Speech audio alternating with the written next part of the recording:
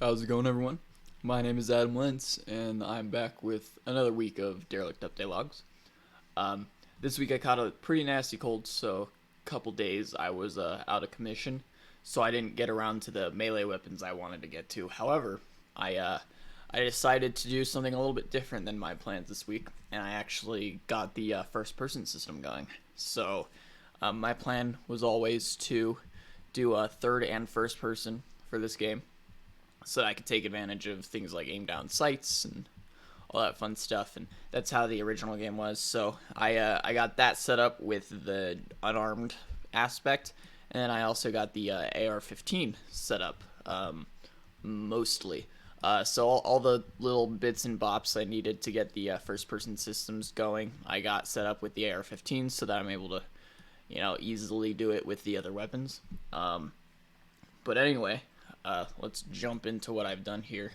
So, of course, we've got our third-person character still untextured, but we can zoom in and go into first person now.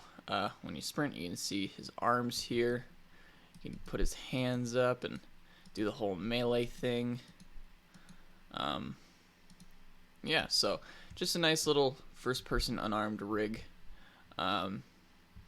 Yeah, we'll go to the AR-15 here and equip that. I don't have the equip animation made yet, so when he unholsters it, it just kind of appears like that. You can see that there's some nice, camera drag with it. Got a reload animation.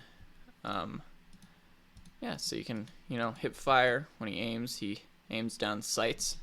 That's something I always planned with the weapons. That's why I made the sights the way I did, so that you could. Yep. And yeah, so just a bunch of stuff like that. Sprinting animation, I need to do one for walking while aggroed, and just like this.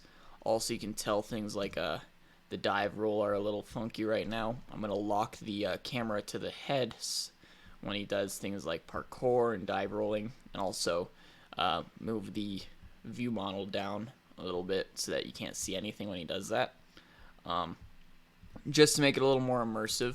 But yeah, and there's a couple issues here and there with the animations and whatnot, but for the most part, this is pretty good.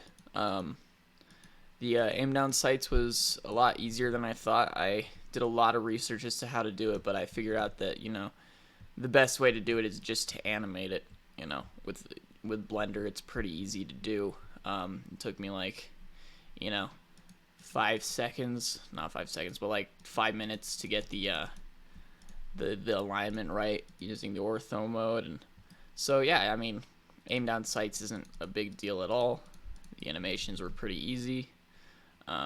I might do a little bit more to the reload animation to make it a little less rigid, because right now it just feels, there's no rotation on the gun when he reloads. So yeah, again, pretty short update log this week. I was relatively sick, so next week will be better. But I got a good little bit done this time. The first person system is something I wanted in the game. Adds a lot to it. And there's still things I need to adjust with the system. Walking around like this feels very rigid. Walking around like this feels very rigid. I do like the sway though. I did well with that. I like to think it wasn't hard at all, but it still looks pretty nice. Anyway, yeah, that's about it. If you guys liked this video, although it's a shorter one, please leave a like. Let me know what you think of the system so far. Let me know what kind of things you'd like to see in the game in the future. And if you want to keep up to date with these sorts of videos, feel free to subscribe. I appreciate everyone who has. Yeah, and my name is Adam Lentz. This has been a Derelict Update Log, and I will see you guys next Friday. Bye-bye now.